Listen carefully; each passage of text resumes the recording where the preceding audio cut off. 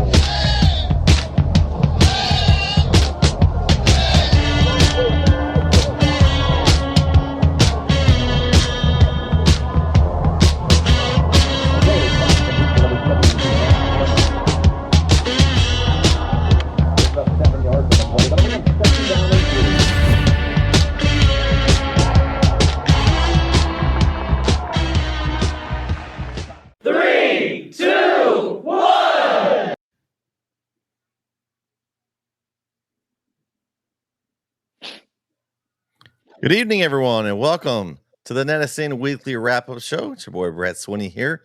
Alongside me tonight, we got KO Kyle Owens, Christian Blevins, and Mr. Corey Marshall. How's it going, fellas? Good. Good. It's good. I'm glad everybody's doing good. Y'all are so excited tonight. A lot of excitement there. And Kyle and I were talking off air. Games were like so long ago that we're talking about tonight. I mean, it just feels that way. I don't know if maybe it's because I did a game Thursday and then a game Friday. Maybe it just seems like it's so long ago. And you had a lot of Thursday games, and it's been almost a week since those have happened.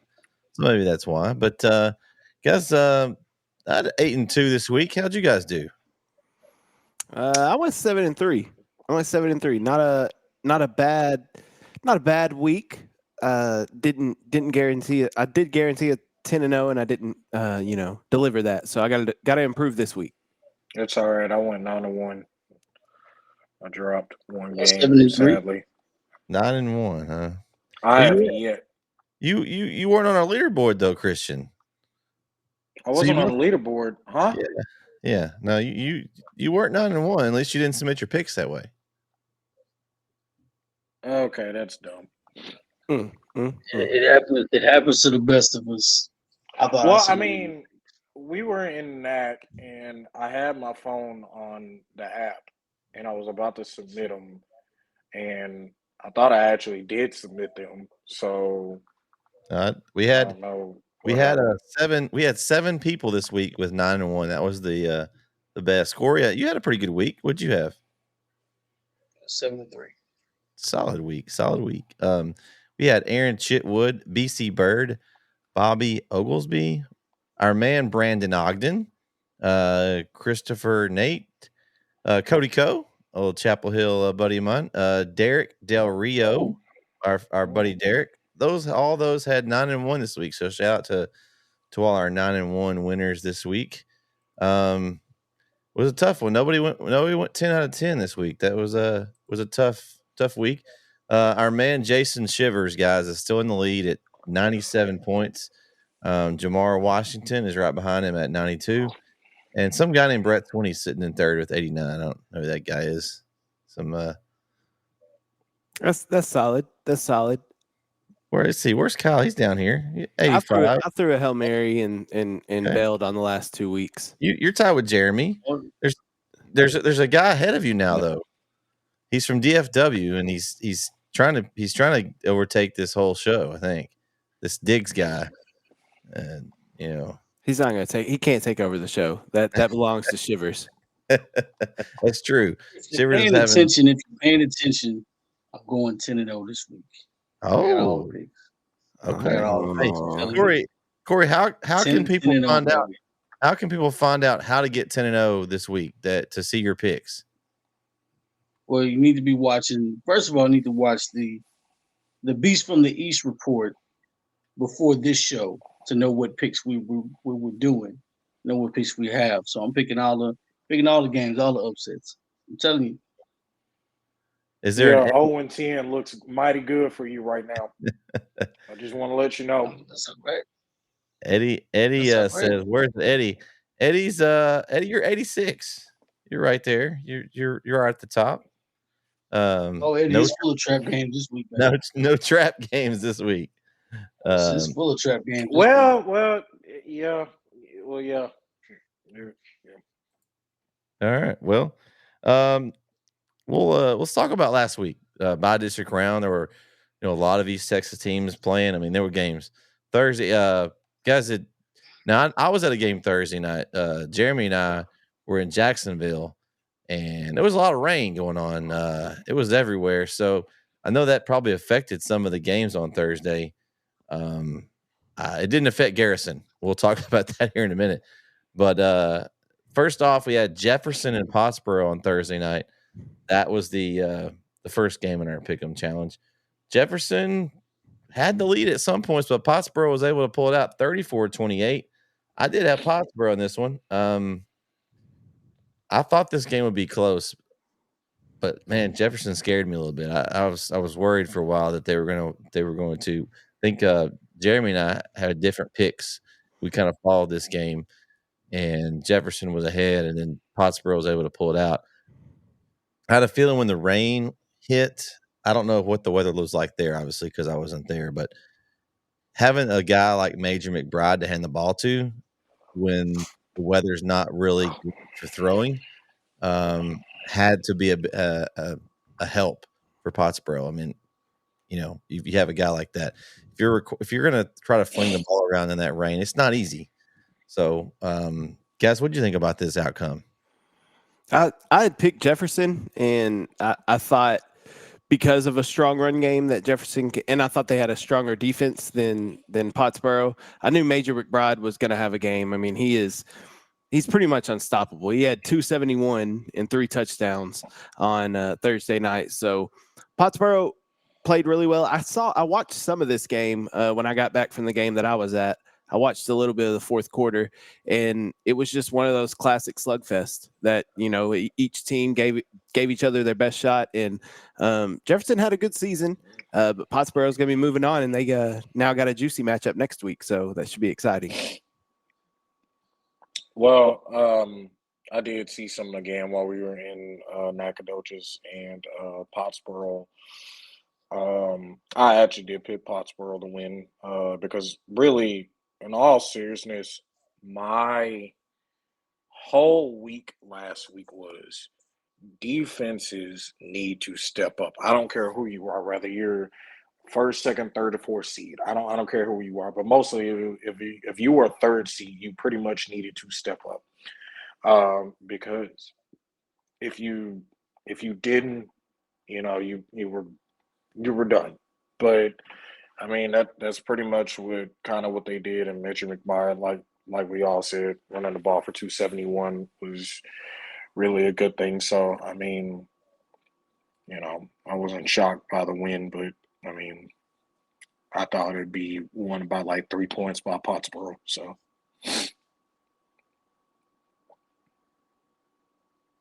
No comment. I pick one. That's all that matters. Wow, wow. He said he got the pick correct. That's all that matters. We talked about this being possibly a game we thought might be second, third round, just because of the fact that these teams were kind of 1 and 2 in their districts, kind of going to that last week or two, and they both dropped, and it was a good one. I mean, it was a first round slugfest, and unfortunately for them, there's not going to get any easier. Pottsboro's got an interesting matchup. I think they play. Is it Grandview they play next? ooh, Yeah, it's going to be a really ooh. good game. So, it'll be interesting to see how that plays out. All right, game 2 was the game I was at Thursday night. Garrison and Jewett Leon. Guys, this was utter domination from the get-go. Garrison, they've got some dudes. Their offensive line is massive. I mean, I've seen a lot of teams this year play, and to be a 2A Division I team with guys that's like 6'2", 315 pounds. I mean, they had 2 or 3 of those dudes up front. And then the Yarbros they had were impressive. Both Yarbros, one got a pick six and a rushing touchdown. The other one had a rushing touchdown. The Raspberry, the tailback, was impressive. Also Black. They had numerous guys that could tote the rock, and it didn't matter honestly behind the offensive line that Garrison has. They're going to be challenged this week against Beckville because Beckville's got a really good team as well.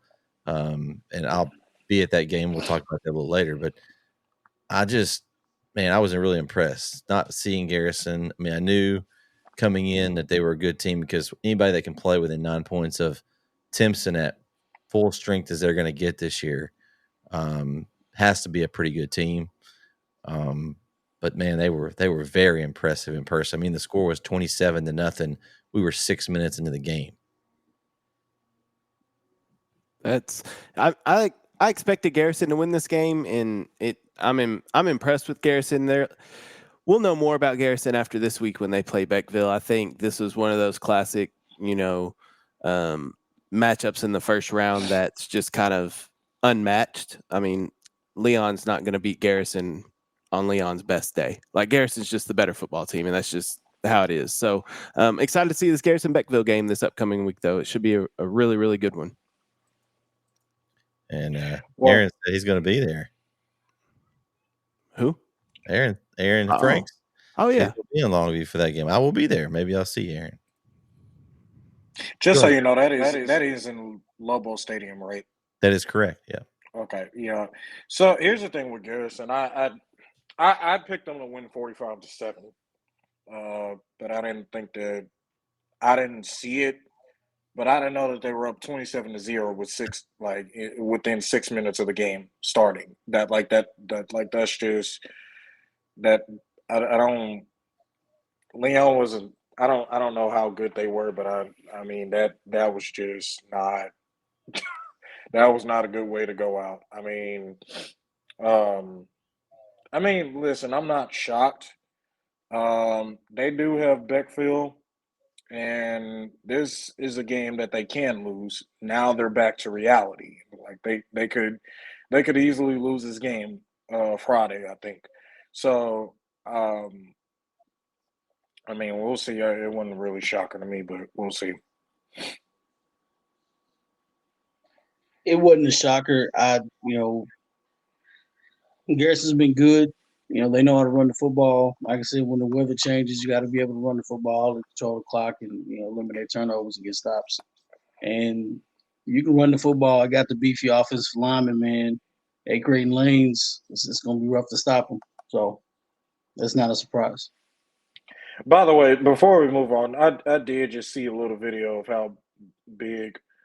You said Garrison's offensive line was what? They had several almost guys. Yeah, they had several guys that they were over 300 pounds. I mean, they got some big boys up front. Yeah, they need to go to 4A. I know that's not possible, but they need to go to 4A because that's ridiculous. They at least need to go to 4A Division II, which is what I mean, I've seen some teams that are bigger, like bigger classifications this year that didn't have the size that the Garrison had up front. So I mean, I was impressed. Yeah. Kyle, you want to answer Eddie's question?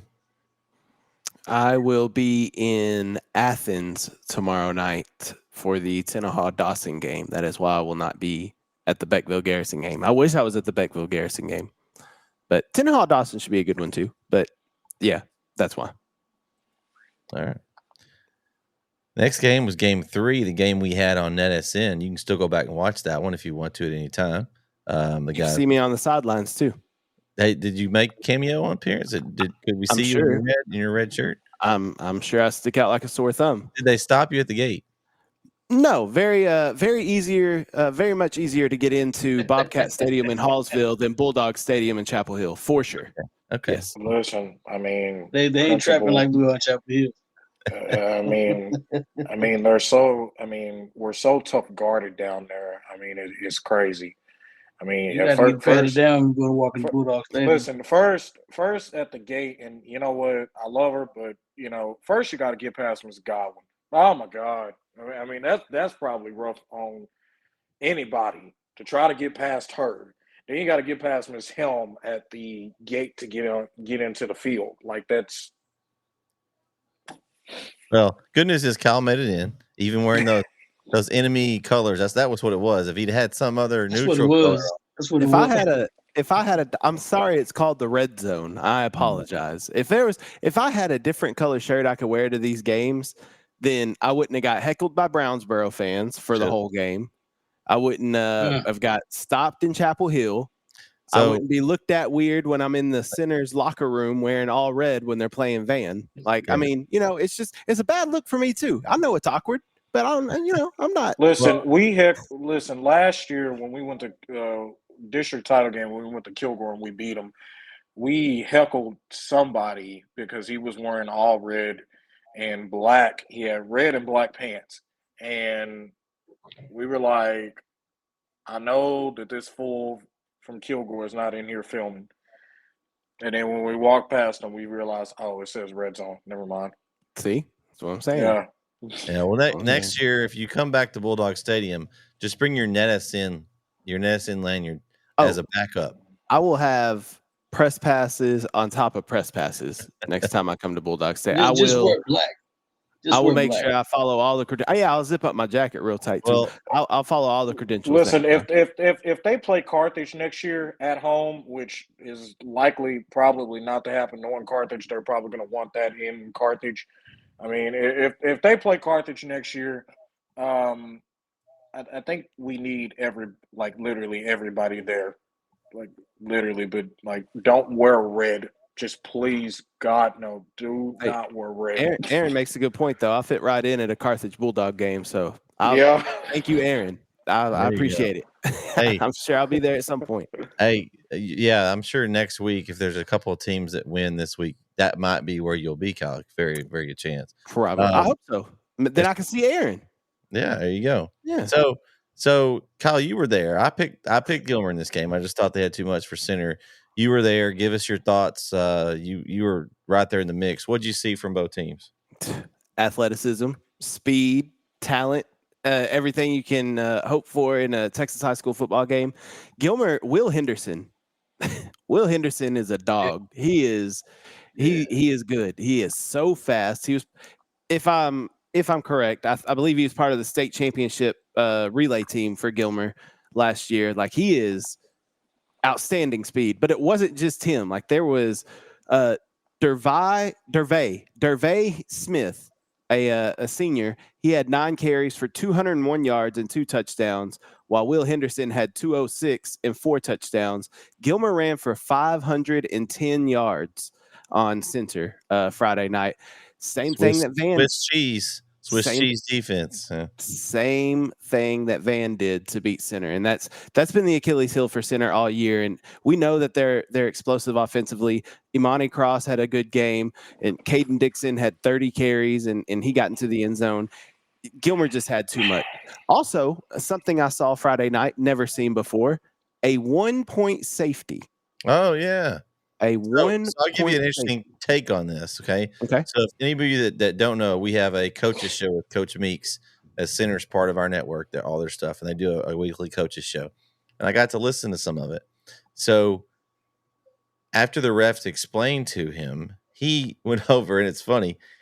He's like, "Yeah, I was waiting to see if you're going to give us our point." He had no idea of the rule.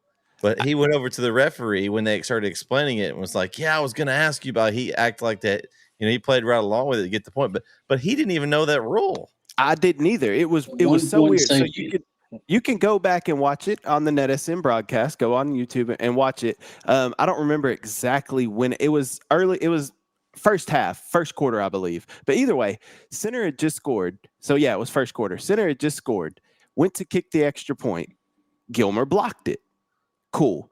Ball's bouncing around everywhere. Nobody can gain control of it. It squirts all over the place. It eventually rolls just past the goal line, just past the white in the end zone. Well, then Gilmer picks it up. Well, as they do, center tackles him in the end zone. Safety.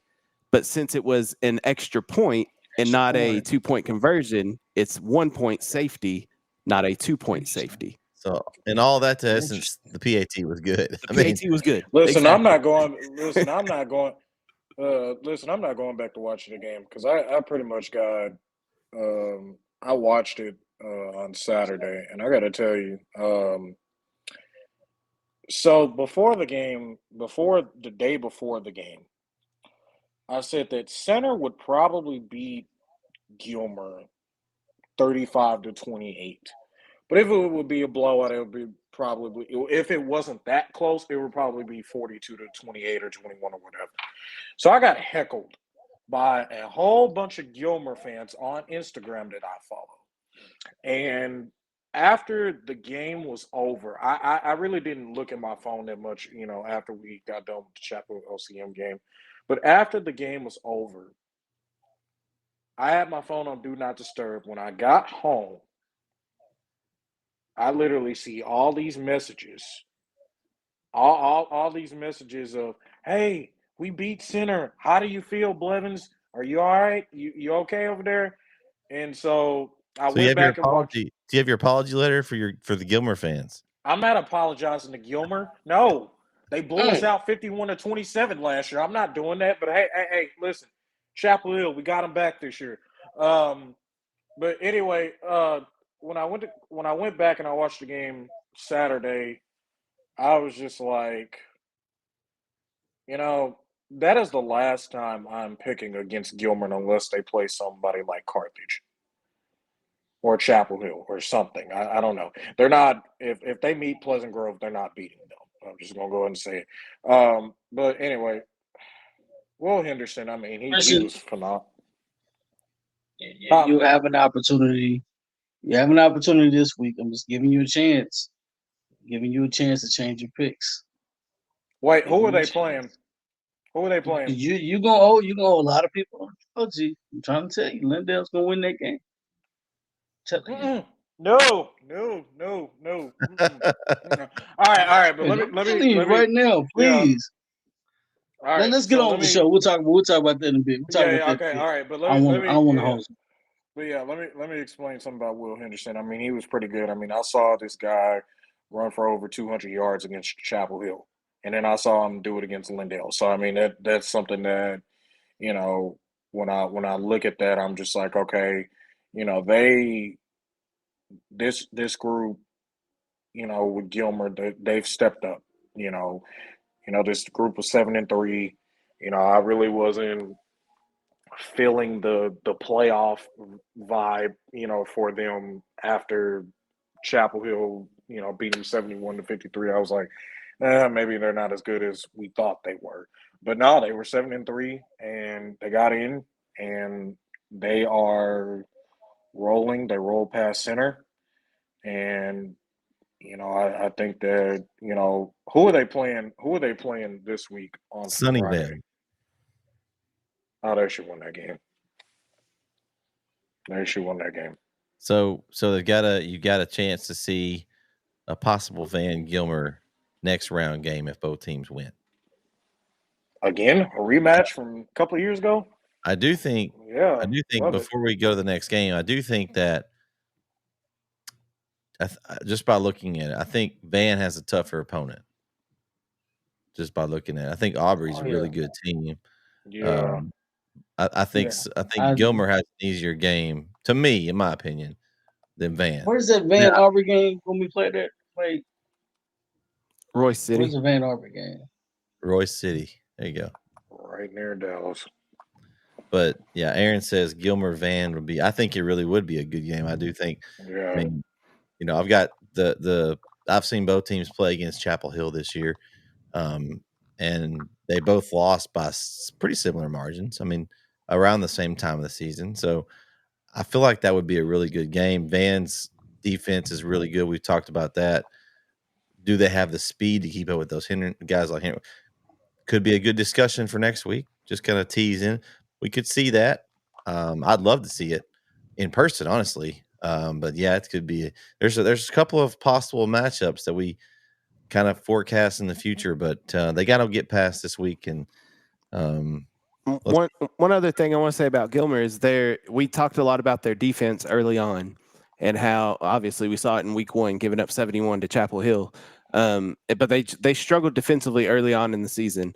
Once district play hit, and even last week against Center, like 42 points, I understand that doesn't look like a good defensive game, but most of those yards came in the second half, and points came in the second half when they made plays when they needed to. Well, it was 41-14 at halftime. So I mean, the defense played a lot better, and Gilmer's defense has been playing a lot better. So I think the more the defense, and I'm talking to Coach Metzel after the game, he was explaining how early on in the season they had a lot of younger players and they had to move a bunch of people around, but he thinks he's got the pieces where they need to be now. And I would agree with him after watching Friday night. So if Gilmer's defense can start coming back to that black flag defense that they've been playing those state championship years, they're going to be a really, really tough out for anybody they see.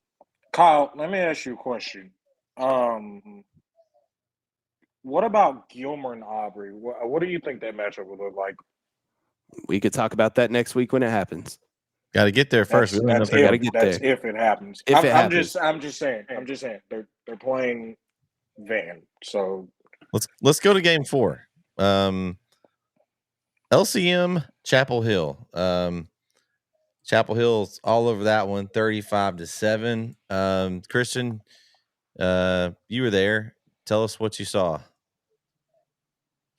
Well, I mean, here's the thing, and I mean everybody knows this by now, but us Chapel Hill supporters, I think that this is the game that we were looking for to see out of them. They needed to step up on defense. And you know what? A lot of people are going to say, for those who are not Chapel Hill fans, a lot of people are going to say, well, guess what? Their LCM's quarterback was out, and I really don't think that, it was much of a difference. Well, I mean, they had a good running game still. I mean, LCM normally has that almost every single year, but they stepped up when they needed to. I mean, Jabo Cook and Trevor Brooks were all over the place. And then let's talk about offensively. I mean, Brisbane making plays in the rain in the first half. I mean, we saw the only thing that I can compare that to is last year when we played Lumberton. He was throwing dimes in the rain. I mean, he was just throwing darts too. So I mean that was something that I was really I expected the game to be a little bit closer than that. I thought it was going to be something like what it was last time, 32-14 or something like that. But no, I mean Chapel Hill stepped up when they needed to, and Ricky Stewart. I mean, it was his birthday last week. I mean, he had. I mean, what a birthday present to get to have over 200 yards rushing. So, it's it was good to see uh, them play well. I think that um, they play El Campo, who has 10 or 11 starters out, and I think that they're probably going to blow out El Campo, but then the third round, if should Chapel Hill win this game, which I think they should, they will either play Lindale, they will have a matchup with Lindale again, or they will play Iowa Colony. And Iowa Colony kind of reminds me of Kilgore a little bit. Plus, they're undefeated. So, Corey, I know you're shaking your head, man, but I'm already trying had to. this discussion. They're not even gonna kill. I'm trying to tell you. I'm trying to tell you. They're not on Kilgore's level, though. I'm telling you, they're not. I'm telling you. I've seen like 6 games of theirs. They're not on Kilgore. Kyle, what do you think about this game, the LCM Chapel Hill? What did you see? I didn't see much of it, but I mean, I expected Chapel Hill to bounce back and kind of get back on the winning track after the Kilgore game, and that's exactly what they did. You know what they did, Kyle? The defense heard the CM rant. They had it on repeat in the locker room. Yeah, they sure did, and they played pissed off. off This week too.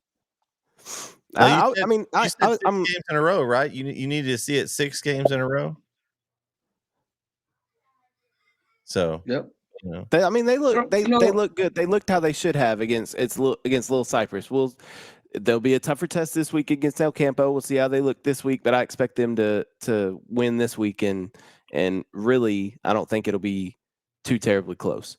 Okay, listen, I'm gonna go ahead and say, Corey, before you go, I'm gonna say this. For those who haven't seen what I've been saying during the week about this game, this game between them and El Campo is probably going to be close in the first half. And then after that, because I think they're going to succumb to not having any good, talented, because all 10 of those guys are out, they're going to succumb to that. And then it's probably going to be bad in the second half. I just think that if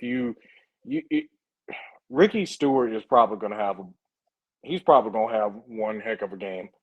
I would not be shocked if he rushed for over 300 yards. Because I hate to say it, but El Camp, even like almost 9 or 10 years ago, even when they went to the state championship, and I think they lost to Stephenville, if I'm not mistaken, their defense hasn't been good. Even with Reuben Owens, the 4 years that they had him, they still haven't been good. So we've been used to seeing like say for example when they played Lindale a couple years ago in Baylor, I mean no defense at all whatsoever. I mean Sam Peterson threw I think 2 or 3 interceptions, but I mean as far as that he threw for almost 500 yards. So I wouldn't be shocked if Chapel Hill blew El Campo out. But the other thing I wouldn't be shocked about is if this game was high scoring too. Right. I'm gonna say this. So Chapel Hill did what they needed to do against LCM. No disrespect to them. I'm not gonna disrespect anybody that's in the playoffs. You made it this far. You gotta look at the opponents eye to eye, regardless. Respect the opponent that's in front of you, and it's whatever. I don't care about giving up points. It's about stops. Chapel Hill stomped LCM. They shouldn't allow 7 points, but whatever. We'll take 7. El Campo, don't allow any points. Just hit them when they get off the bus. Don't take that. You know what I'm saying? If you're trying to make a statement in the playoffs, make a statement. So, it's another week. You're not 1-0. You're 0-1. This is a different week, different season. This is a brand new part of the season, the playoffs. So you're not 1-0. Got to be 1-0 every single week. It's 1-0 every single week. Start over. Doesn't matter what you did last week.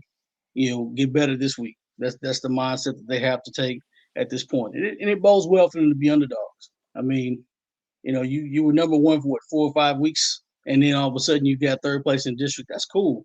I mean, that would make a lot of people nervous in the districts below you that have to play. Like, why would this team number one to say, oh well, okay, that's fine. Yeah, that's a leery thing. I don't want to get all too much into El Campo. Like I said, I'm not disrespecting anybody. They're not playing up to the level. Part of that area, that region hadn't been decent this year, so I'm not going to disrespect them all too much. But I just don't. It's not going to be the same type of matchup. If they compete, they compete. If they don't, knock them out early and get it over with. Like I said, it's one of those things where it's East Texas over everything at this point. Just to be honest with you. So, but it's not. And Eddie's gonna keep giving the stats, and I'm gonna keep throwing it back at him. I don't care about giving up points. Can you stop me from scoring? Can you make the stops when the stops count? I don't think they can. And El Campo hadn't played the competition we played either. So that's not even on the top of. It's not even anywhere. They didn't play anybody. I'm not saying they ain't played anybody. Let me rephrase it. I don't want to disrespect anybody. They haven't played the competition we played. That's all I'm saying. Competition level is not equal. And you know what? Here's the thing. I think really not. I think this game. Not at all. I think this game is technically a 3 seed versus a 4. So honestly, that goes for anybody in that region. Anybody in that region, pretty much. That it hasn't been as strong as it was in the past. I mean, but I mean, when you think about it, the only district in that region that's competitive is District 9. I mean, it looks like almost every single year, District 9 is always either in the 4th round or the semifinal. Well, and right now, District 12 looks good because they got to play the Houston District first round, and that's why they were able to sweep. I said this before we move on. I did a show today with Terry. We did our district show, kind of previewed this region, and my thinking was that District 12 might have dominated the first round, but I think they're all gone after round 2. I think District 12 takes an over, and you have Lumberton along with the 3 9-4A teams left. That's my picks, and because we made a picks this week. That's what I think is going to happen. So the only one I think that's. I mean, here's the thing. In my opinion, probably the top teams right now is Kilgore, Iowa Colony, Lindale, and Lumberton, and probably Bay City. I mean, who knows? I mean, we don't know what them. We don't. I mean, we saw the video of the head coach and what he said about District 9. But I don't even know what Bay City is. I mean, they really don't play a tougher, district than everybody. And then I don't know what Deville is going to be either. Well, unfortunately for Bay City, they get Kilgore, and they're done. It's going to be a tough one for them. All right, I'm just going. You can't disrespect the opponent like that. Well, no, I'm not saying they're done. They run up into it. That's a tough matchup for them. I'm just saying. I don't want to call them done. Just anyway, you know what I'm saying. No, you're good. There's no. I mean, honestly, he disrespected the entire district, so I don't really have too much to. Copy last year. Yeah. All right. Game 5, guys. Speaking of disrespecting somebody, Mount Vernon disrespecting Gladewater all over them, 49-7. Guys, I figured Mount Vernon would win this, but man, they just dominated. They've been really rolling lately. I'd be interested to see if Derek's still with us, if he has any comments on this game. But we kind of talked about Gladewater had been better as of late. They played a tough schedule. Would that tough schedule pay off for them? And Mount Vernon's youth is starting to roll and really click now, and they put up a big win in the first round over Gladewater. What do you guys think about this result? It was expected. Mount Vernon's a really good football team. Witherspoon had 237 yards on the ground with 4 touchdowns. Cord Johnson through the air, 229 yards passing and a touchdown. So pretty evenly matched offensively, pretty balanced offensively, I should say. 479 yards of total offense. The way we talked about Gladewater, tough opening start to the season with the non-district schedule they played, rattled off a couple of wins in district, but when you look back at the district, it wasn't a very strong district, but wow, Boone Morris 29 tackles. I'll tell you, Boone Morris is a freaking dog on that Mount Vernon defense. He is all over the field. I've been fortunate enough to call a few of his games in the past couple of years, but yeah, it was quite the he is K-State. He's quite the linebacker. But anyway, or end, whatever. He's a great defensive player. He plays on both. Anyway, you don't want to run at him, is what you're telling me, Kyle. It doesn't matter if you run at him or not. He'll be around the ball. Doesn't matter. He's it doesn't matter. But I mean, he they're does gonna like a one-on-one they're gonna have challenge. tough test on Friday. But big win over Gladewater, kind of expected. But shout out to Gladewater making the postseason after the 0-6 start. They made the postseason, and congratulations. Congratulations, Mount Vernon. That's all I have to say. Oh yeah, MV. I didn't pick them. That was one of the losses. I picked that. I was going for Gladewater, but Mount Vernon they flexing right now, so I was wrong. Shout out to MV. Yeah, they're flexing right now. They got a tough matchup this week. It was one of our pick'em games. If you didn't catch the show this morning, but they're gonna have to really show up this week to advance any farther. Yeah, and he says, unfortunately, they have a tough draw. Yeah, I would say so. I mean, I don't know that you could get a tougher draw there round 2. And it was no mistake yet. I did misread that quote. My bad. There you go. You heard it first. Corey apologizes to Eddie. You heard it first right here. Well, I thought I was wrong. All right. Game 6. Tatum and Commerce, as Tatum flexes their muscle as they come off. They bounce back from that week 11 loss to Atlanta and are all over Commerce, 42-21. I thought this game would be closer, guys. I thought this would be a really good matchup. I know we talked about how Tatum had played a tough schedule and kind of that we were wondering about that last game. I'm more thinking that maybe they just rested some guys, but because they didn't have to have that when they already had district locked up. But they were able to compete against Commerce and ended Commerce's season. Good season though for Commerce at 7-4. They played a really well early. We kind of were like, yeah, is it for real? And they really had a really good season. They competed in a district that was tough. But congratulations to Tatum. No surprise, Tatum and all their athletes that they have on the field are moving on to the next round. Well, and they played at Eagle Stadium in Lindale, so they were bound to win. So shout out Tatum. You and those Eagles. From one eagle to another. From one eagle to another. Well, I mean, here's the thing. I think that they had an impressive game, 42-21. But I mean, they got a good test this week. It's basically number 1 versus number 2, if you really want to think about it, because they have Whitney. So, I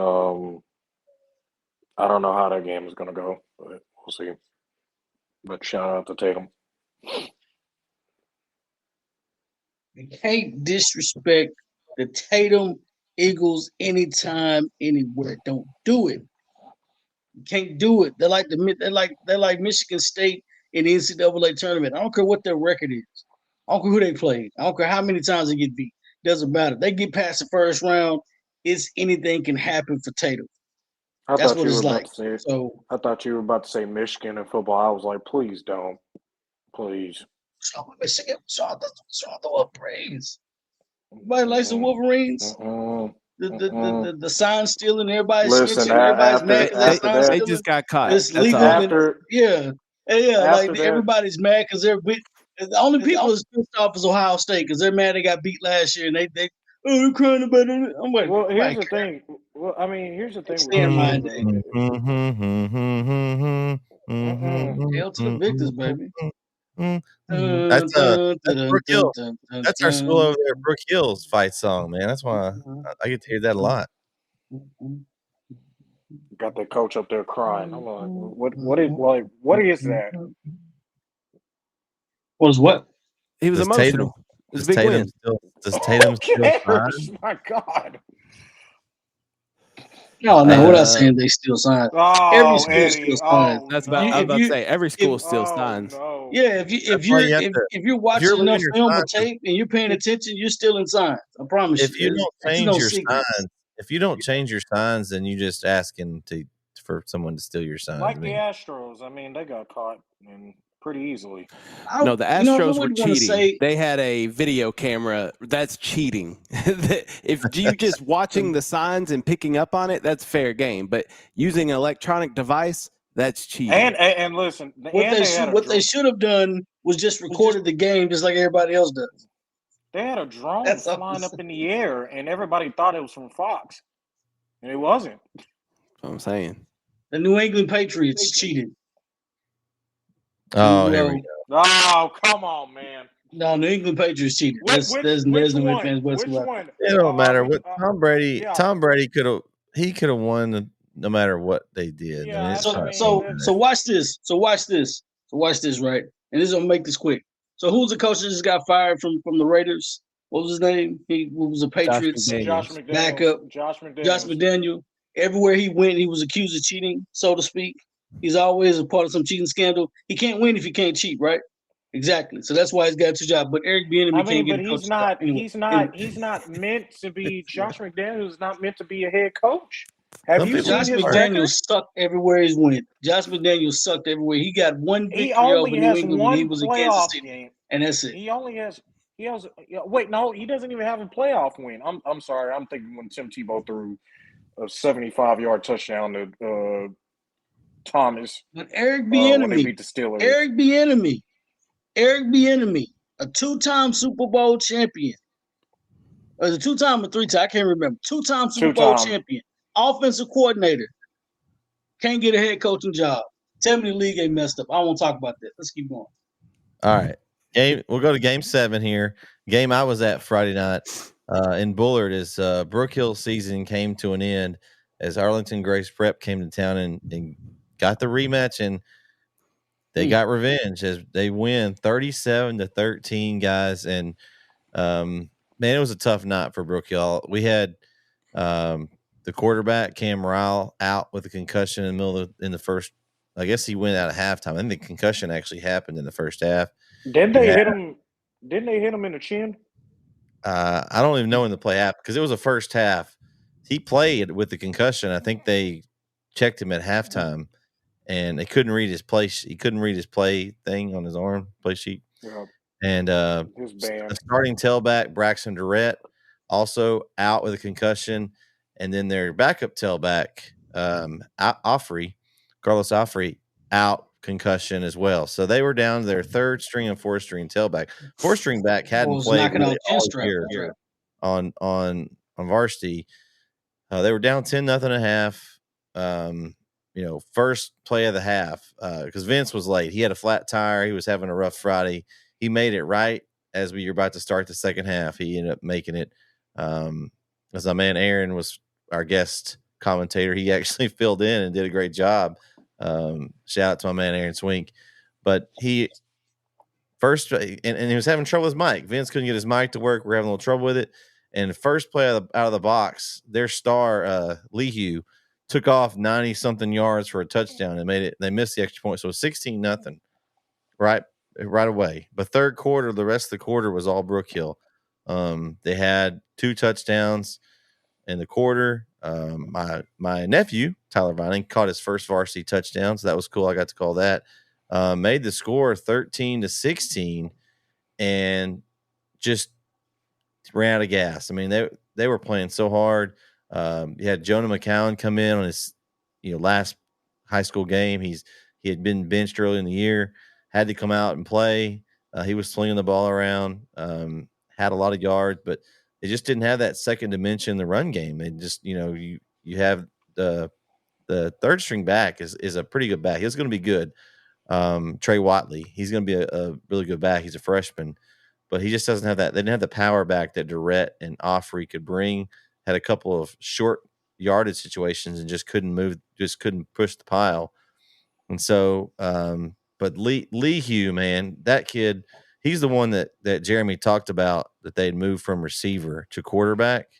Oh, super athlete. I mean, he was a difference maker, and they're probably going to have a good chance of winning this week, according to Coach Hubbard, and probably they'll end up getting Dallas Christian here in a couple weeks. But disappointing that the guard season came to an end, but they were in the game. But the score didn't really determine. It kind of got out of hand in the fourth quarter. But shout out to my guard. So with Brook Hill, they were one of my on my chart. I have it somewhere, but taps, I got introduced to taps a long time ago when Deion Sanders and his son Shador were at Trinity Christian when they first got there. So I had them actually going to the semifinal. They were kind of like my little sleeper because everybody has to have a sleeper in the playoffs. I don't care if it's high school and college or NFL. Everybody has to have a sleeper. So they were one of my sleepers to go to the semifinal. I didn't think they would go to the state, but I'm just saying they were one of my sleepers to go to the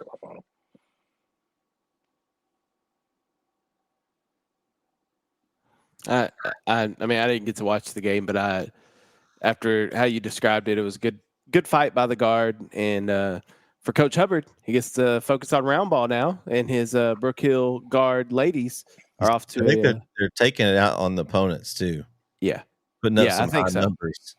Yeah, they're putting up some big numbers. So it's unfortunate that the season ended, but just as one season ends, another begins. So he has something else to focus his attention on now. That ad trap game written all over. Beat an opponent before. It is hard to beat an opponent twice in football. Basketball, not so much because you play so often. You know what I'm saying? So you may play an opponent 3 times in 1 year. You never know. Football, man, it's just so much you got to do to prepare. You change lineups, change this, change. It's all kind of stuff in football. So it's very difficult to beat an opponent twice in the same year. And that's exactly what they had. They had trap game written all over it. And those guys came in underdogs. And it's hard to convince a 16, 17-year-old kid that because you beat an opponent once before, that, that opponent's probably going to come out, different this time again. It's hard to convince those guys of that. You know what I'm saying? So naturally they're going to be confident and cocky. If you don't come out playing hard, you may get beat again. So I think they had just a little bit to it. And, and I'm pretty sure the coaching staff was kind of leery about that as well going in.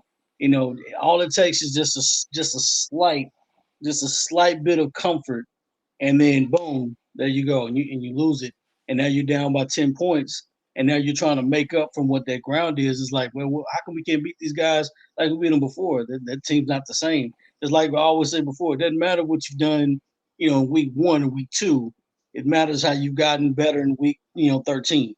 So that week 13 team is different than that week 2 team. So it's big. It's a big difference. So, but shout out to Brook Hill on a great season, and hope they can rebound. Yeah, Brook Hill will be moving up classifications. They've already realigned and taps, and that's been finalized. And so it's going to be an interesting schedule for Brook Hill. They've got 3 teams from Austin will be in their district next year. Yeah, yeah, and a couple of teams from Dallas, and they'll be back that's crazy. In the same district with crosstown rival Grace Community. So that'll be a really good game. They've been playing it, but now it'll be for a district game. There's 7 teams in the district now, so they'll have a little bit bigger district schedule. This year they only had 3 district games. That's like the Big Ten schedule. We got a game in Wisconsin, and next week we got a game in Southern California. Yeah, I've already informed the coach that I'm going to need a travel budget if I'm going to follow the guard next year. I may need not just travel. I might need a travel and a stay budget. I might be having to stay the night. You need a travel sponsor. Yeah, hey, Right. Expedia or Somebody. Hertz or something. Somebody. The Motel 6, they'll leave the light on for you. Man, how about the Hyatt or the Regency or something a little nicer? Ain't nothing wrong with Motel 6. Wow. There ain't nothing wrong, but Ain't nothing wrong with there ain't Motel nothing wrong 6. Wow. with a free I room. don't know. Hyatt or Well, Regency. I don't know what you He said- guys are talking about, but guess what? There is something wrong with the Motel 6. Nah, man. No. Listen, okay. Once you get a certain age, the Motel 6 is like, nah. Listen, we're not. This isn't spring break. We're not staying in Motel 6. I understand what this you're isn't saying, college but I'm spring saying break. in a pinch, it'll do in a pinch. If there ain't nothing else around, yeah. Hey, you know you got what? a Motel 6. I'm It's gonna- not the worst option. I'm gonna give y'all a quick story and then we'll move on. Okay. So I used to be over the AYSA basketball program in ARP. I was the president of the basketball league, and so we had a team that advanced to the national tournament. It was out West Texas. I can't even remember where it was. I think Levelland. I don't know. It was way far off. So I drove all the way out there by myself to attend because they were one of my teams. I wanted to go support them. I got there and there was not a room available in the whole city. So I drove back 20 minutes and found a spot.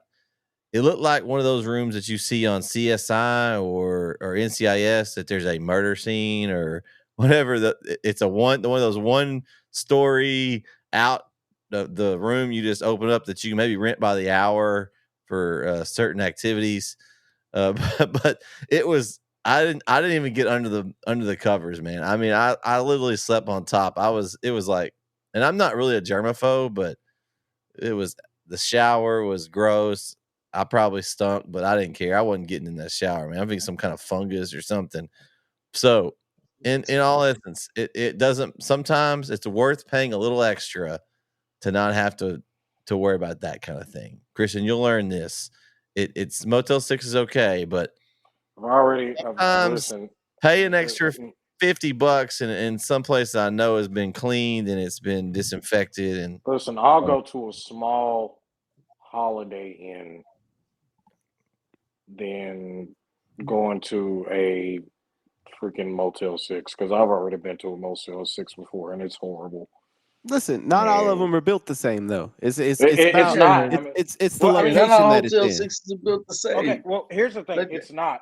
So I actually stayed in one in Longview. That was the only time I ever went, and it was bad.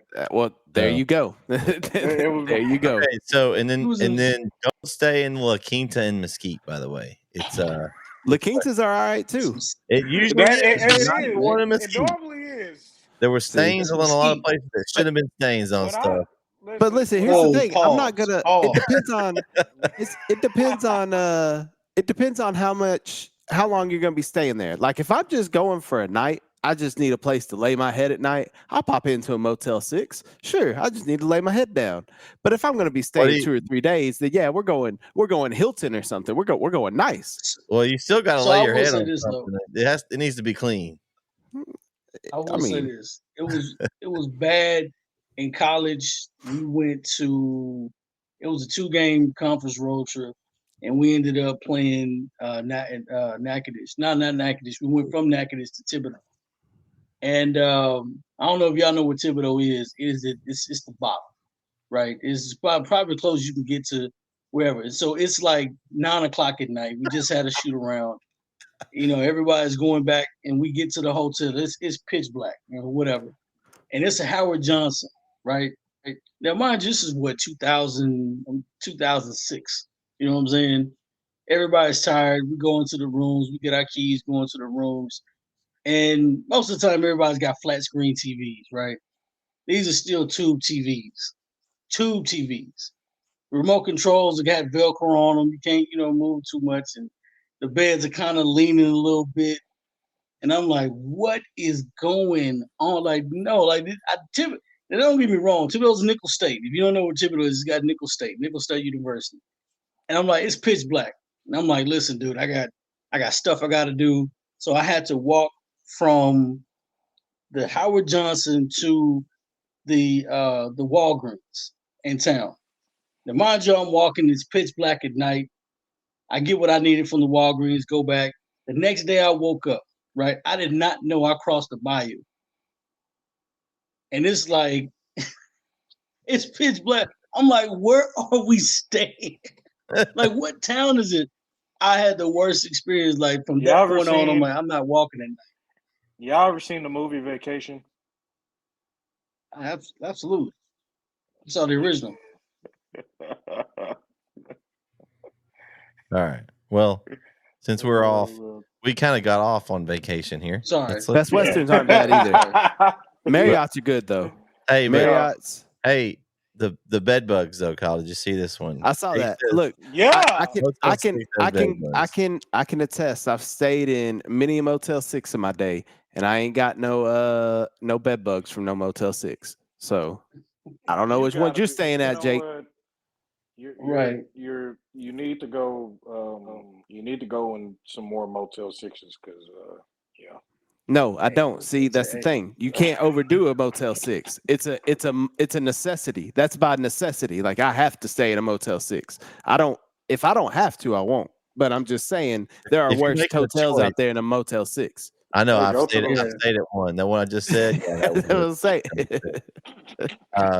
just question for Christian.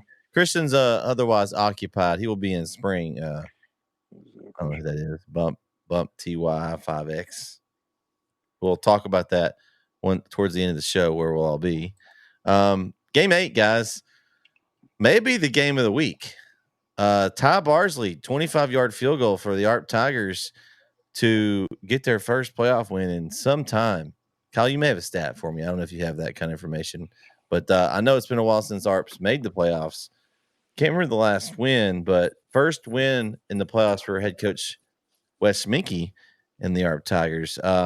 Guys, this was one of the ones I missed. I missed this one, the Brookhill pick. I had DeKalb, but I was going for my ARP Tigers. Like I was not mad about missing this pick. Honestly, I'm proud of them. I think they're really playing well right now. I actually get to see them play. We'll talk about that here after a while, but this was a good game, good win for Coach Minke and the Tigers. I mean, we all kind of talked about, we thought DeKalb was a little bit better, but it'd be a good game. And was it a good game? Overtime win. I mean, you can't beat that in the playoffs. A walk-off field goal to win. I mean, that's something those kids will never forget. That's a big win too. And the fear you have in these games is when you have a big walk-off win like that is a letdown coming into the next game. You don't want to, I mean, it's so hard to get that same energy that you had at the end of that DeKalb game going into the Harmony game. Now I know Coach Minke will get them right, get their mind right, and have them focused for the game. But that's just something you always fear. Like, yes, it's cool to remember the Minnesota Miracle when Stephon Diggs, the next week they went out in Philly and laid an egg. So you just kind of worry about getting those walk-off wins like that, about the next week there being a letdown. But with it being the playoffs and it's Texas high school football, I don't think we'll necessarily see that because these kids will be ready to make a name on Friday night.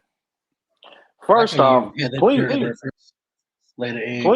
don't bring up that game because that one was a heartbreaker for me, and I'm not even a Saints fan. Well, I mean, I'm just be honest with you. I mean, listen, I had the Saints going to Super Bowl. I wanted to see them and the Patriots, and I wanted to see Brady and Breeze play, but that didn't happen. Because you know who won that Super Bowl?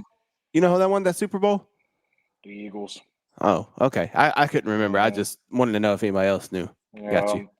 That's how you know I'm sure you didn't remember. I'm sure. Philly special. You know who wasn't in the Super Bowl? We're gonna run a Philly special on the 1-yard line. That's just awesome. You know, it worked, didn't it? It worked. He got himself a statue because of it. And you know what? Nick Foles, they fired everybody 2 years later. Hey, man. Yeah, and Nick Foles threw for 505 yards, and Brady threw for 543. So, I mean, we got to stop at the end when we needed it, though. Shout out Brandon Graham. We got to stop when we needed it. Anyway, sorry. Continue. Yeah. So, I actually, if the picks would have went through for me, I actually would have been 8-2 because I picked DeKalb to win.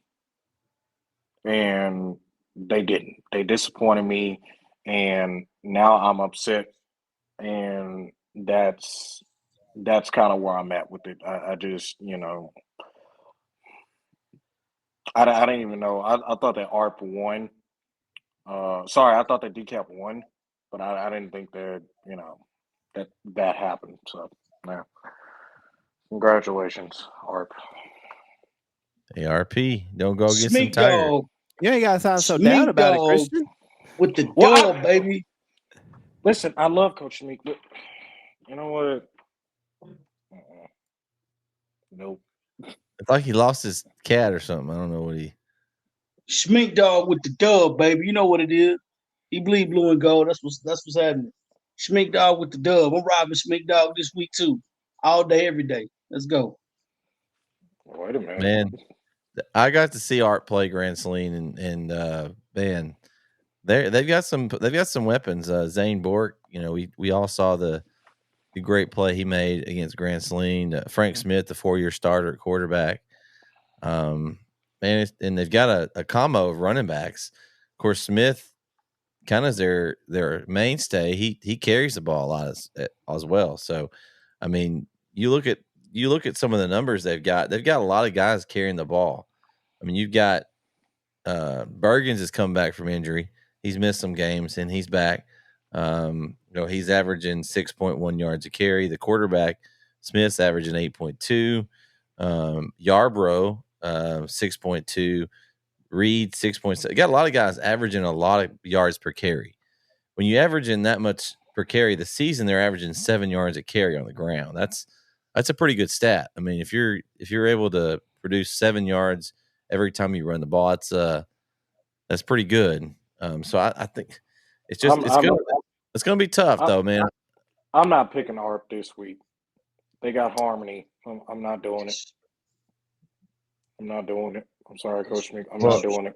Well, you didn't pick anybody last week, Christian, because you didn't submit your picks. Yeah, I know, but I'm not. You should get on that. I was trying to hold him up a little bit. I'm like, man, you gotta have it somewhere. You gotta get on. You got to get on this Netison app. It's on your device, and you go this tab. It's like pick 'em, and then you hit the submit button. You can go and do that right now.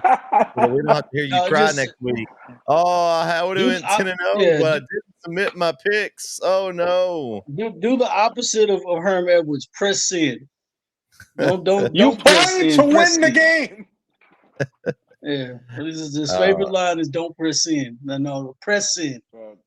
Press enter. No. But it's like I said, it's going to be interesting. We talked a little bit about that ARP Harmony game this morning, so go check that show out from this morning if you didn't get to. Moving on to game 9, Lumberton and Athens. Athens season was ended, even though I think preseason we didn't really mention Athens much in the conversation of making the playoffs, but they were able to get in. But they took the L to Lumberton 40-14, the only District 9 team to lose.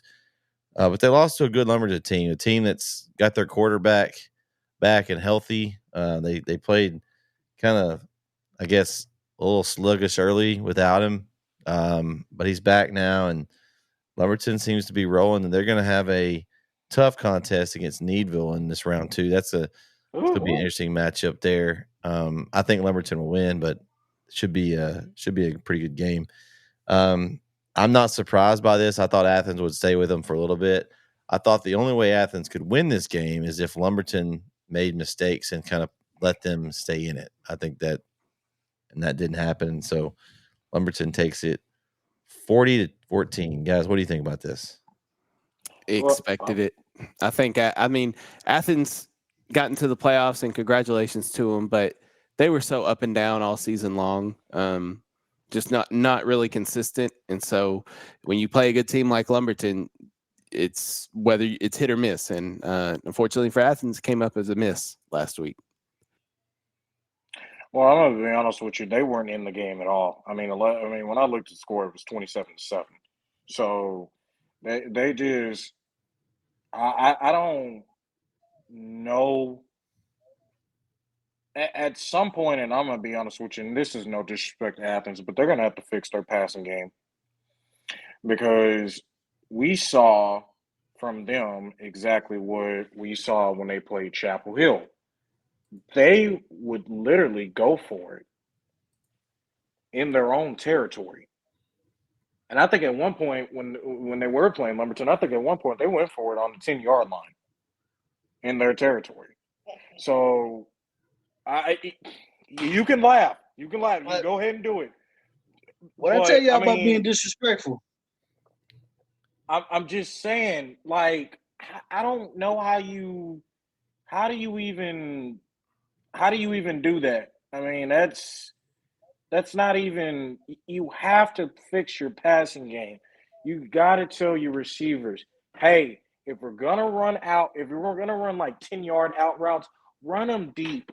Okay, run them deep enough to where you can catch it inbounds, and you're gonna be fine. But godly, they just go for it whenever they see fit, and they act like Lumberton, who before last year wasn't even in the thought of anybody. I mean, the last time they had made it past the second round was 2007 when they were. I forgot what their record was in 2007, but because I was 2 years old. So, but that's what I heard last year. Oh, the last time. I'm sorry. I was 2 years old. I was 2 years old. I was watching Valley Sports last year after we beat them in New Caney. They said that they have not been past the second round since 2007. So, but I mean, but all aside from the past, we're talking about now. And we're talking about how just Athens just absolutely they blew it. So I mean, they got a tough matchup against Neville. They're playing in Katy, which is a beautiful and nice stadium, on Friday. So I mean, we'll see. But Athens blew it. So y'all know I wasn't rocking with Athens no way. So, well, I'm sorry, I wasn't rocking with Athens anyway. Let me say that better. No, they were being disrespectful. And look what happens. Look what happens when you be disrespectful. You don't punt the football. Okay, we'll run it on the 10. Like, really? I know it's a game plan. It worked. It was 7-3 literally, it was on the year, 4th and 8. or It 6-4. was 4th and 8. But it's I guess that's a game plan. I don't know if they're doing analytics in Athens or what. I don't know. It's just, I don't know any whoever's analytics. doing that. Yeah, whoever's doing the analytics on that, this ain't Madden. This ain't Tecmo Bowl. It's not Madden. It's Yeah, not Madden, and yeah, you we dang don't. sure can't do it in NCAA either. So Yeah, I don't know. That's silly. But nonetheless, they eventually end up getting beat. Like I said, you can't be disrespectful. After a while, it becomes disrespectful. I understand it's a strategy, but after a while, it's like, no, you don't. You don't do that. That's disrespectful. But nonetheless, I don't know. I wouldn't pick an Athens. No disrespect to them. I don't want to do that. But and Lumberton's gonna beat them. here's the thing, Brett. Before I pass to you, here's the thing that I get it with Athens. It's just like, oh, they were feeling themselves a little bit because hey, they beat Palestine. And beat them very convincingly, and then get into the playoffs and everything. I understand that, but you didn't did that against not one, not two, but three top teams in Region 3. All right, you did it against Kilgore they almost beat Kilgore. Let's not forget that. They almost beat Kilgore. But what cost them is what they were doing against Chapel Hill and Lumberton. Then you were with Chapel Hill for a little bit, and then their defense, we already know what their defense was. They stepped up. And then you do it again, but this time against Lumberton, that was a little bit worse. So it's like I don't get it, but yeah, we can move on. All right, game 10. Van over Spring Hill, 63-34. I honestly thought this would be a bigger blowout than this. I just thought, shout out to Spring Hill. They made the playoffs as a 3 seed, no less. Unfortunately, they got Van. I think the only thing that could have been worse is they had Carthage, but they still played a tough Van team, and Van dismantled them. 34 points. I'm surprised. I don't know if that came against some some backups. I wasn't there to see it, so I'm not sure. But Van moves on. Spring Hill does not. Shout out to Spring Hill. Great season. But looking forward to seeing what Van does the next few weeks. Expected it. I mean, Van's a good football team. I'm happy they were able to bounce back after a couple of tough losses to Carthage and Bullard. They had 10 possessions Friday night, scored a touchdown on 9 of them, the 10th one being a kneel down at the end of the game. So perfect on their offensive possessions. I'm like you. I'm not sure where those 34 points came from. I'm not sure if it happened, during the first half or in the second half, but either way, Van got a big win, and they will have to play some good football Friday night to beat Aubrey.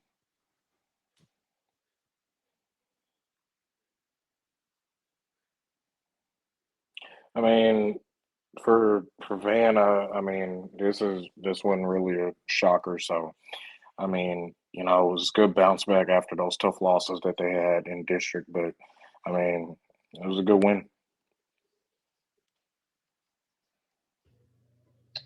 Yeah, Van was gonna win this game regardless. I don't want to say they look forward to their opponent, but Aubrey's. I know defensive tackle over there at Aubrey. X-Man, he's my nephew's and best friend. So hopefully they can. I'm kind of, I don't. Obviously, I'm going for Aubrey, but I think Van's gonna win. I want Watch to see your that. mouth, I want to Corey. see X-Men Watch have your Well, mouth. success. Hey man, I've known this Wow. kid since he was like 6. Hey, listen, so I mean, Corey, Corey's you nuts, know. and it's his new theory.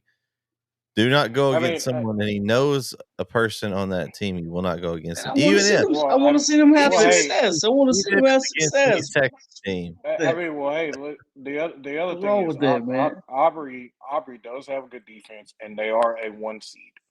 They were a 1 seed in their district. So yeah, I mean, I wouldn't be shocked if they won this game either. I think No, Van's going to win.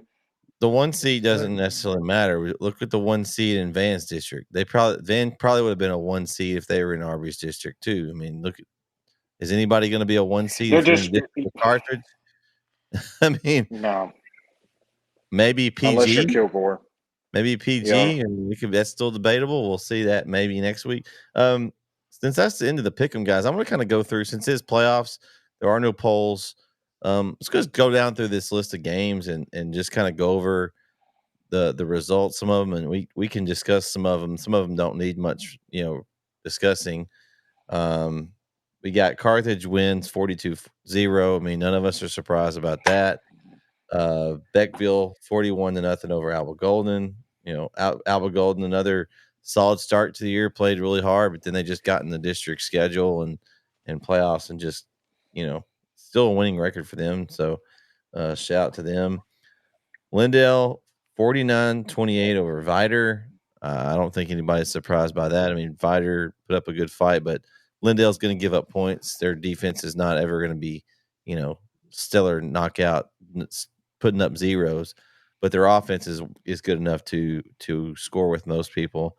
This one was a little surprising to me. West Rusk 33-14 over Redwater. I kind of thought West Rusk might beat them by a little more. We had discussions this year over Redwater.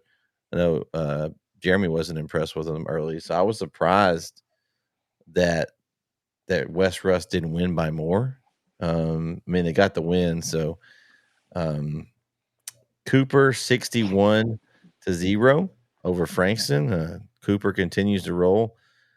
Malakoff 49-0. There's a lot of just blowouts.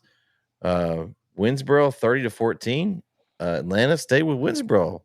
I mean, that's not bad for Atlanta. I mean, they kind of started the year a little rough, but they beat Tatum, finished off, but then they got stuck with Winsboro round one, kind of a tough one to match up against. Got Newton 69-12 over Queen City. You know how good Newton is. We had Honey Grove, which another shutout for Honey Grove. They're 9-1, 47-0. Yeah, and Carlisle put up a fight, 30-14. They lost to Lovelady. Lovelady undefeated, 11-0, but Carlisle put up a good fight. Any of those Thursday The game night was a games? lot closer. Yeah, the game was a lot Yeah. closer than that score would indicate. Carlisle was with them. Yeah. Any of those games that you guys that I just went through as a Thursday night that stick out to you? Okay, so I am gonna say Lindale and Vire, but the one thing I hate that Liberty Hollow's head coach. I hate that they parted ways with him. I really do. I mean, I mean, they really didn't deserve to go out like that. But I hate that happened to them. But I mean, it's Carthage. I mean, they're gonna whoop everybody pretty much, except for probably PG and, like I said, Glen Rose. But Lindale and Viter, to be honest with you, I expected that game to be a little bit worse than what that score indicated. Because, I mean, although, oh wait, he retired, Eddie? Eddie would probably know because he's up there in that Yeah. area. I thought it said they mutually agreed to part Yeah, I thought ways, I don't which know. is Oh, basic. I mean, that- that's could be basically They retirement. gave him an ultimatum. Yeah, they gave him an ultimatum. But I mean, Lindale and Viter, that game was kind of. I thought it was going to be worse because Viter. You remember a couple of years ago they played Chapel Hill and their offense was kind of explosive. I remember they were ranked. Viter was ranked, I think, 10 or 9 in the state at the time, but their offense is just not that good this year, to be honest with you. So I mean, I'm not really shocked about that, but I am shocked that it wasn't as bad as it should have been. All right, Kyle, what games stuck out to you or games? Any of those stick out? Not really. I mean, I guess the West Rusk one was kind of interesting because that one was a little closer than I expected, and Atlanta hanging with Winsboro early on, but the better teams pulled away at the end, I think. Corey? All those Thursday games, those games that played early last week, they were all blowouts of good games. I was more impressed with Lindale. I thought Lindale played very well. I mean, they threw the football, they ran the football. I was very impressed with Lindale. Who else? I'm gonna give a shout out to Shine Tree. We hadn't said much. They did make the playoffs. So shout out to Pine Tree, hashtag Shine Tree. I hope y'all use that next year. You know, whatever you do. They made the playoffs. We didn't put any games on there, no pick'ems at all for them, but that's okay.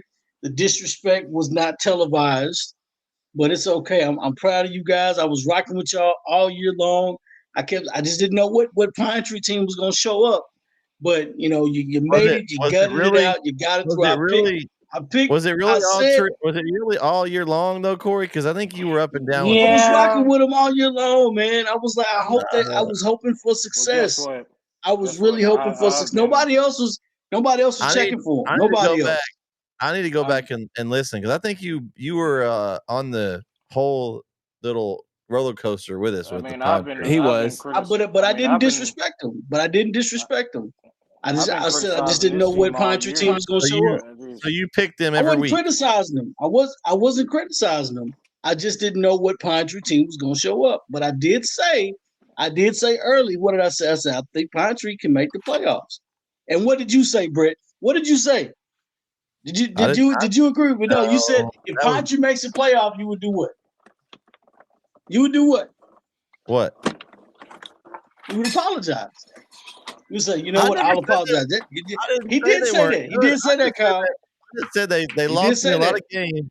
They put me on a roller coaster that I rode all season long. They were inconsistent, and it was a great ride. It was a great ride.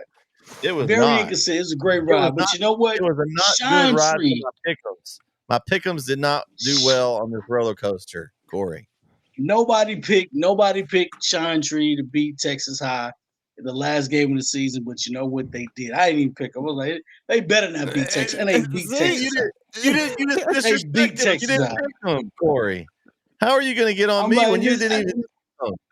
But I've been rocking with them all year. That's what I'm saying. I've been hyping them kids up all year, man. You picked them. You picked them to be 10-0. Nobody thought they were going to win. I didn't say they were going to be 10-0. I didn't say it was going to be 10-0. I never said it was going to be 10-0. I'm out of this conversation, man. Eddie, Listen, hey, look. Eddie said it's a trap game. That was not a trap game. That was not a trap game at all whatsoever. That was not a trap game. All right. I'm gonna go over some of these Friday games and we'll see if there's Pleasant Grove and Eddie and company took care of business 61-7 over Rusk. Shout out to our Rusk Eagles, one of our Netison schools. Legacy kept it close, but couldn't quite pull it out in Wiley. It's 23-14. Kilgore all over Livingston 49-8. Grace Community continues their season over there as another one of our private schools in this area, 33-28, as they get a big first round win. Busting them boys all over Corrigan Camden, 68-7. Palestine Westwood got the win. They continue on. We kind of haven't talked about them, but they're weird. It's been weird because they're kind of a region separated from the rest of the East Texas teams in their classification. So they kind of get left out a little bit sometimes. We apologize. Palestine Westwood moving on to the next round. Tenaha 52-12 over Hull Deseta, I guess that's how you say it. You got Deweyville with a 28-26 win over Mount Enterprise. Longview all over New Caney Porter 59-7. Marshall gets a win in the first round as they hosted a game with that big win. They got the big win over White House, and it got them a home game, and they got the win over Denison 28-20. Overton Mustangs got a playoff win. Man, we're gonna clap that one up. The Overton Mustangs. I know they got a tough matchup this coming week, but shout out to them. They moved their record to 10-1 this season. They win 40-9 over Evadale. In a defensive battle, the New Diana Eagles win 6-0 over Anderson Shiro. Maybe the upset of the week to me, New Boston over Troop 50-43. We talked about Harmony and ARP a second ago. Harmony with the win over Hemp Hill 55-12. Wolf City over Harleton 48-14. Sulphur Springs out in round one. Dallas Carter over Sulphur Springs, a little bit of a shocker to me. Out of here. 41-35. Hooks played basketball with Edgewood 92-57. Interesting score there as Corey's Shine Tree team goes down to Lovejoy 34-6. Dangerfield all over New Waverly 48-0. Texas High took care of business. White House Melissa took care of White House, ended their season. Guys, there was some really in this Friday group. There was some shocking ones to me. I mentioned a few of them. Do you guys agree? You have some other ones. So I'm gonna be honest. Longview and New Caney Porter, I thought that game was gonna be close. Because if you look at, I know y'all don't look pretty much in that 5A area in Houston, but New Caney Porter has a really, really good defense, and Longview just absolutely made them look like they were absolutely nothing. And then the Wiley East game in Legacy. Here's what I'm very shocked about. It was tied 14-14. Legacy made it 14-14. I was like, oh, they actually may win this game. And then Wiley East just wore them down with the running game.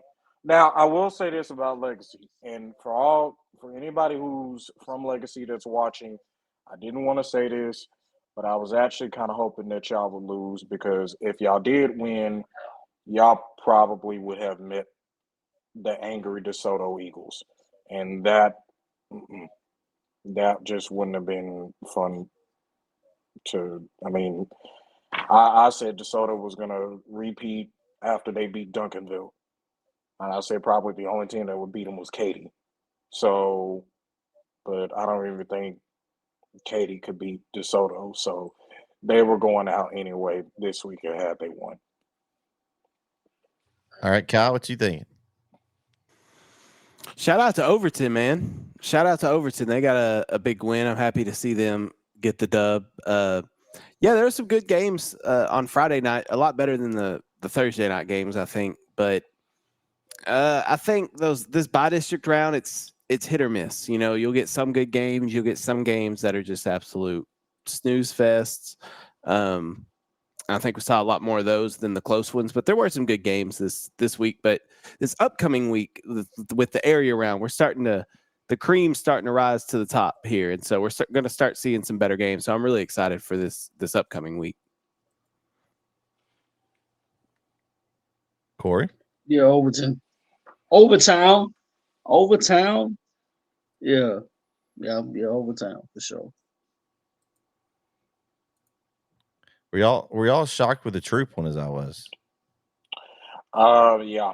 I A mean, little shocking. the first round. I mean, I knew Troop wasn't as strong as what maybe we thought they were earlier in the year. Kind of were questioning the schedule, and West Russ beat them. But I just didn't think that they would lose to New Boston first round. That was probably one of the biggest shocks to me of the whole weekend. Them going out round one. We were talking about them a few weeks ago being ranked in the top 10 of the state, and they're already done after one round. I just didn't think that was going to happen. I mean, well, here's the thing. It really doesn't. First round, really, in all seriousness, first teams that are like a 1 or a 2 seed really doesn't shock me going out in the first round, because I saw Lufkin, in 2016 go out to then call John Tyler 50 to 49 at Rose Stadium in the first round. So I mean that's not really a shocker. So the ARP Tigers are still in, and the Troop Tigers are out. Yep. It's interesting. Who would never have thought that 5 or 6 weeks ago. All right, so got those out of the way. Let's go over where everyone's going to be this week. Kyle, where are you going to be at? Tomorrow night, I'll be in Athens at Bruce Field for the Tenaha and Dawson matchup. And then on Friday night, our final Red Zone game of the week this season, I'll be at Rose Stadium in Tyler for the Malakoff Mount Vernon game. So look forward to both those. I think the Malakoff game, I'm excited to see Malakoff. Haven't been able to see them all year, and we've been talking about them all season. So I'm really excited to get to see Malakoff finally and see what kind of fight Mount Vernon could put up. Ready to see Boone Morris out there. I'm sure he'll have 30 tackles, so he'll be all over the place. But I'm really looking forward to that game. Christian, where are you going to be this week? So I am going to be in Spring, Texas. That is the suburbs of Houston, Texas. And we will be, me, Keith Whitman, and Claire Puckett will be calling that game between Chapel Hill and El Campo. That should be a good game, at least for a little bit, and taken to the woodshed type of moment. But I will say this: the one game that I won't be at, but I think that will be interesting, and I've been talking about them on my Twitter lately. China Spring and Anna. China Spring and Anna. And you know what? I didn't want to say this because I know some people from China Spring, but I think they're done. I think they're done. I just don't think. You just speak absolutes about everybody.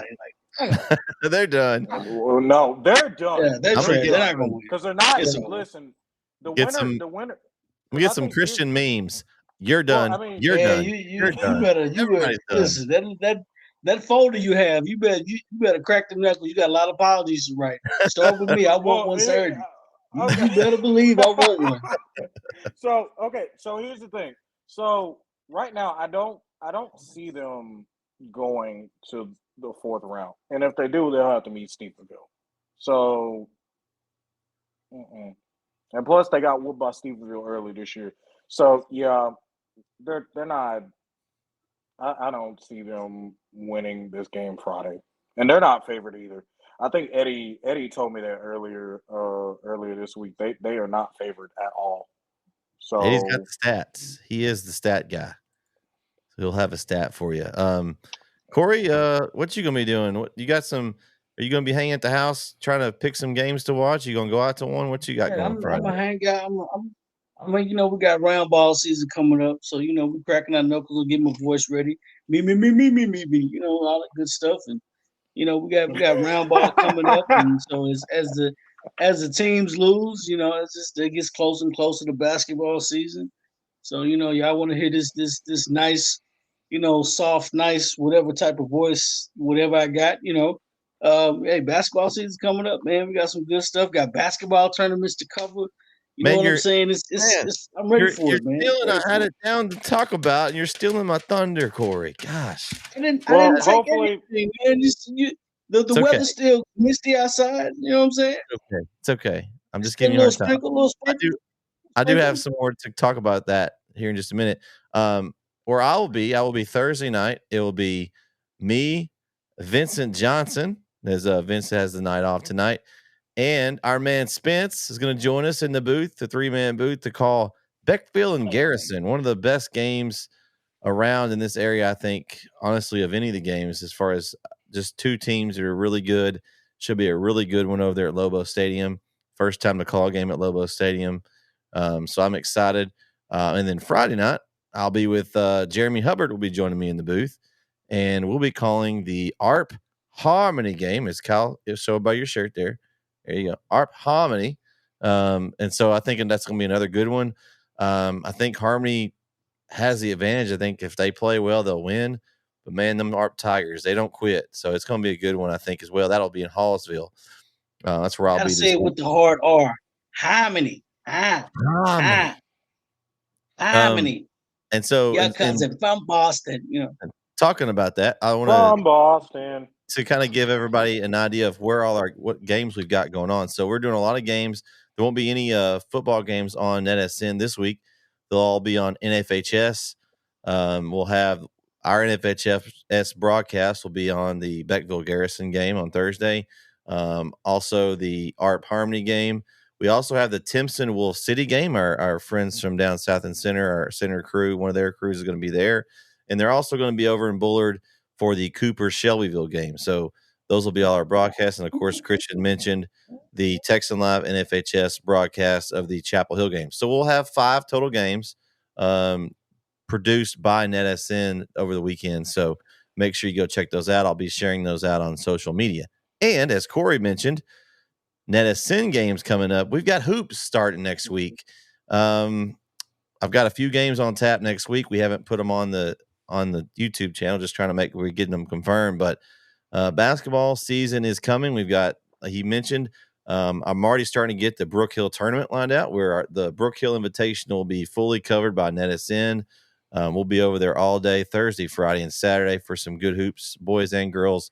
So we have those already up, and all our stuff will be kind of going up as we confirm the games. And so that football season's kind of transitioning. We'll be covering, as long as they'll keep letting us go to games there in football, we'll keep broadcasting. But basketball season is coming, and heard some rumor that we might be able to get this Kyle guy in the booth, maybe some more of this upcoming basketball season. I don't know. We'll see. Hey, we're broadcasting from the. Well, can't say that yet, can I? Never mind. Well, we haven't put that out yet, but we've got some big broadcasts coming up for sure. I'll be on that one though, for sure, and possibly some more. We're going to try to see if we can get Kyle's schedule. I know he wants to put the headset back on. We got him out for volleyball, and he kind of scratched that itch a little bit. Lay up some free throws. Christian, you gonna do some basketball? What's up?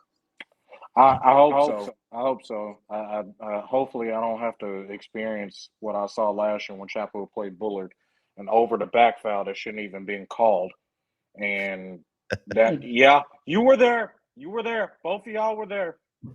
We weren't. If it was last year, we weren't there. Yeah, it wasn't last year. I'm trying to figure out when was that, because Cameron Kelly had a over the back foul that they called when they played Bullard, and I don't think that was a foul. Well, they weren't in district together last year. It could have been the year before. Okay, so yeah, the only time they played last year was in the Whataburger tournament. Corey and I did that watch along on there.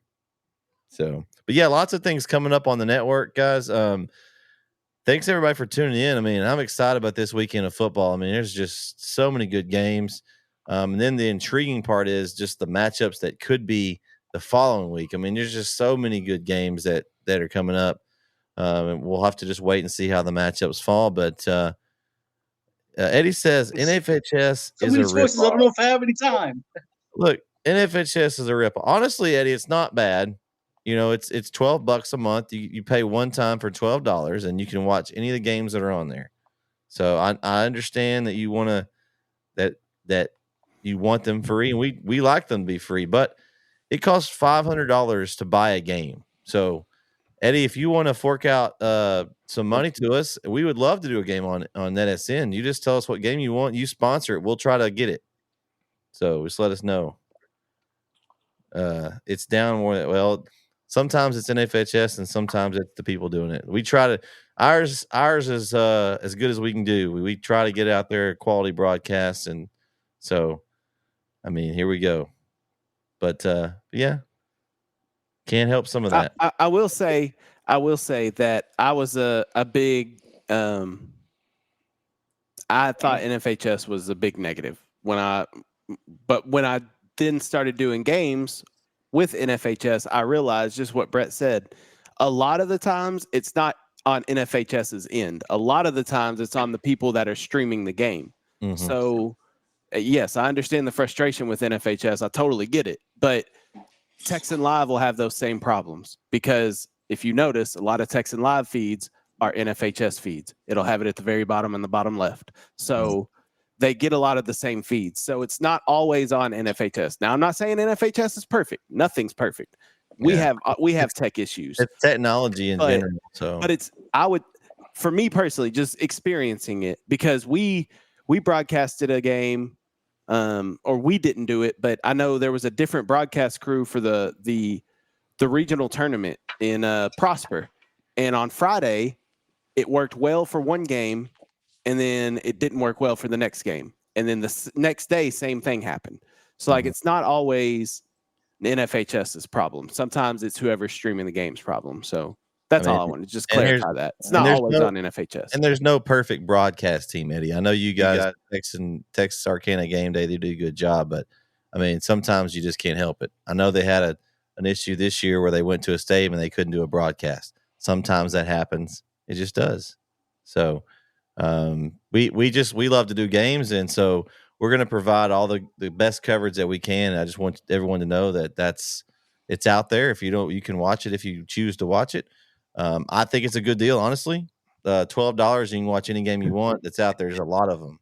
And I promise you that when there's technical issues, the people at the game that are having to deal with it are a lot more frustrated than you are that it's not working. Like, oh yeah, that is the absolute worst. Yeah, you should have seen me in the press box in Lindale. Oh my God. Well, and here's the thing too. Like, you go to a game right now, a playoff game, you're paying $8 probably to get in, just plus your drive there. I mean, you can pay $12 and watch a whole time of playoffs and sit at your house. So, you know, it's not that big a deal. So, and it does not cost that much, Eddie. You are wrong. You are wrong there. It may be a season. It might be a season. You might know a lot of things that is not the correct amount. So I know that as being the owner of NetSN, and we bought a game last week for the Gilmer Center game, and it was not that amount. So wherever you got your facts, they're wrong there. But needless to say, we're going to be covering some games this weekend. We appreciate everybody for tuning in tonight. We missed our man Vincent Johnson, but you want to catch him, he'll be on the call tomorrow night with me over in Longview. So with that, for KO Collins, for Christian Blevins, Corey Marshall, we'll catch you next week. We'll wrap up some games right here again, 8:30 p.m. Wednesday night, the weekly wrap-up show. Good night, everybody.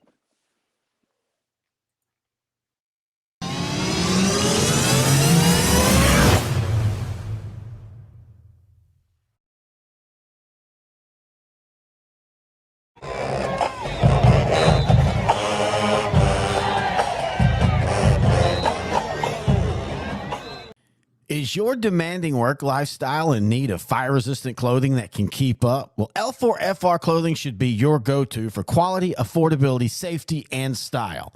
L4FR was founded by a third-generation oil field worker who is also a veteran. Thus, this company has a deep appreciation for reliability and longevity, all while we provide first-rate customer service. Our durable apparel will serve you well for many years to come, whether you're working on a pipeline, a lineman climbing utility poles, or in any other environment requiring fire-resistant apparel. L4FR has you covered. Our apparel is tough enough to resist hazardous conditions while still providing high comfort and style. L4FR provides clothing options to ensure your safety and comfort, whether you're on the job or not. To view our complete inventory of flame-resistant garments, please visit our online store at l4frclothing.com or give us a call at 817-757-4935. Si habla español. Struggling with mobility, chronic pain, work, or sports injury? At Azalea Orthopedics, our team of highly trained physicians specialize in complete orthopedic care, pain management, sports medicine, physical medicine, and rehabilitation. If you've sustained a bone or joint injury, have mobility or movement problems, struggle with pain, contact Azalea Orthopedics. We're conveniently located across East Texas, serving 18 counties. When visiting your doctor, urgent care, or hospital, you have a choice. Demand Azalea. At Azalea Orthopedics, your health is our priority.